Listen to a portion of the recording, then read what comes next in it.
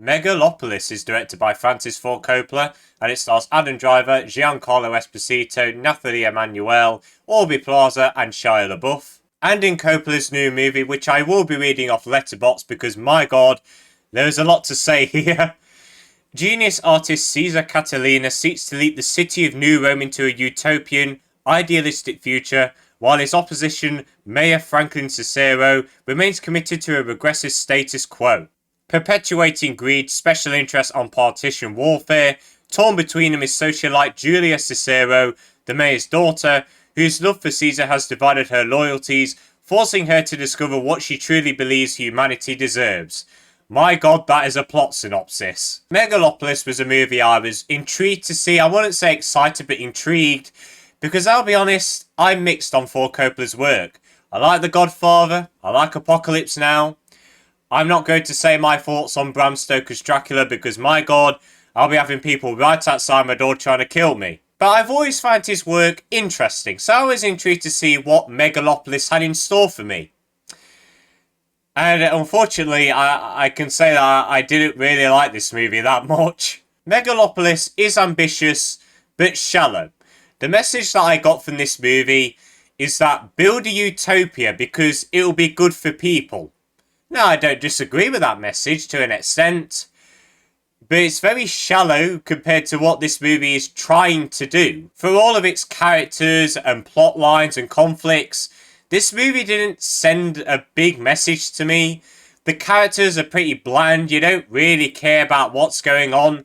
You're never given a reason as to why you should care about what's going on. So overall, the film from start to finish just felt really bland. And the movie just doesn't use some plot elements well. For example, our main character can stop time. He uses it 3 times. Stops using it for a while because he can't use it. Uses it 2 minutes later, 1 more time, and that's it. And it just felt to me like pointless. Like, why was that in the movie? It didn't do anything really. And I just thought this movie was way too ridiculous to the point where it was just way out there. It wasn't self-aware enough. For example, there is a character called Wow Platinum. I know that is a weird character name. Also, Shia LaBeouf's character is, well, he's certainly a personality type. I don't know what that character was, but my god, he was something, but way too ridiculous. This movie's trying to be very thought-provoking, while also being way over the top, and the balance just was not there for me. And the film technically is okay. Sometimes its visuals are actually really good. Like, I'm not trying to spoil, but it's in the trailers. There's this shot of silhouettes on buildings, like screaming and panicking. Some parts like that were really cool. But then there was other moments where it looked like something out of Spy Kids 3. We see people going to like trances and like imagining the future. And it looked awful. Looked like something out of Spy Kids 3, as I said. This film is also edited all over the place for me. This is a 2.25 hour long film. And it dragged. It felt like 3.5 hours. And it's because there was just so many moments in this movie that could have been cut out or shortened. For example, there's this whole entire section at this party. And it went on and on and on and on and on. And it needed to do one little thing. It could have been a nice quick 5-minute sequence. But it kept going. And it's just stuff like that that really tampered my attention span to this movie. I will say though, one technical aspect I did like about this movie was the music. It was very epic at times, really nice to listen to.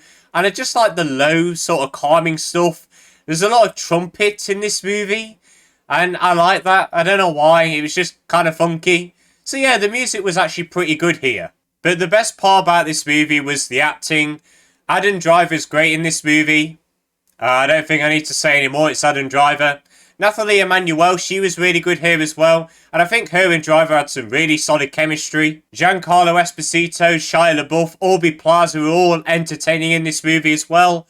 Overall, I really had no complaints with the performances here. So overall, I just didn't connect with Megalopolis.